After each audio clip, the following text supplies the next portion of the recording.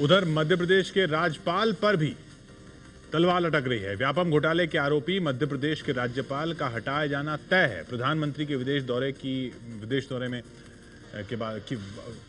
वापसी के बाद फैसला हो सकता है और सुप्रीम कोर्ट से राज्यपाल को नोटिस भेजे जाने के बाद हलचल तेज हो गई है। कोई बहुत ही नेक और ईमानदार व्यक्तित्व रहे हैं। उनकी ईमानदारी जब वे मुख्यमंत्री थे तो जग जाहिर थी। वे गलत संगति में पड़कर उनको ये दिन देखने पड़ रहे हैं। मेरी उनसे यही प्रार्थना है कि उन्हें तत्काल इस्तीफा दे देना चाहिए। कभी कांग्रेसी रहे मध्य प्रदेश के राज्यपाल को कांग्रेस इस्तीफे की सलाह इसलिए दे रही है क्योंकि सुप्रीम कोर्ट ने इस मामले में केंद्र सरकार, मध्य प्रदेश सरकार के साथ राज्यपाल को भी नोटिस भेजा है। मध्य प्रदेश के राज्यपाल राम नरेश यादव के खिलाफ व्यापम घोटाले में कोई जांच न होने का मसला वरिष्ठ वकील कपिल सिब्बल ने सुप्रीम कोर्ट के सामने उठाया।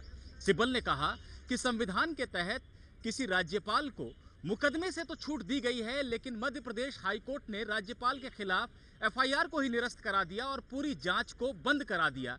ये कानून की निगाह में बिल्कुल गलत है और इससे एक गलत परंपरा की शुरुआत हुई है। राज्यपाल राम नरेश यादव के खिलाफ वन रक्षक भर्ती घोटाले में एफआईआर दर्ज है और आरोप है कि राज्यपाल ने वन रक्षक भर्ती में 5 लोगों के नाम की सिफारिश की थी।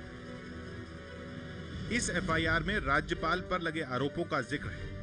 हाई कोर्ट ने राज्यपाल का केस निरस्त कर दिया था, जिसके बाद सुप्रीम कोर्ट में पीआईएल दाखिल की गई।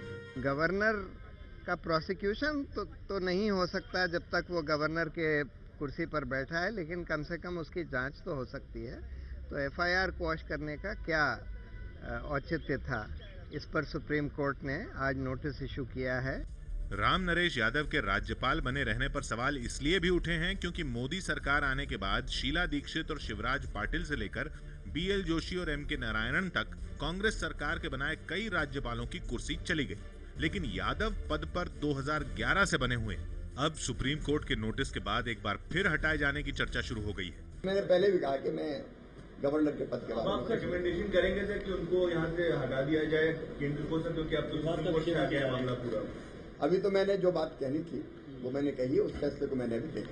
राज्यपाल के पूर्व ओएसडी धनराज यादव पर व्यापम के निलंबित अधिकारियों से सांठगांठ कर बड़ी संख्या में परीक्षार्थियों को पास कराने का आरोप है। धनराज को पिछले साल ही गिरफ्तार कर लिया गया था। इस केस के आरोपी बीरपाल ने तो यहाँ तक खुलासा किया है कि राजभवन में ही पैसों का लेन देन होता था। बीरपाल ने राज्यपाल के बेटे को पैसे देने की बात कही है। राज्यपाल के बेटे और कांस्टेबल भर्ती घोटाले के आरोपी शैलेश यादव की लखनऊ में इसी साल मौत हो गई थी।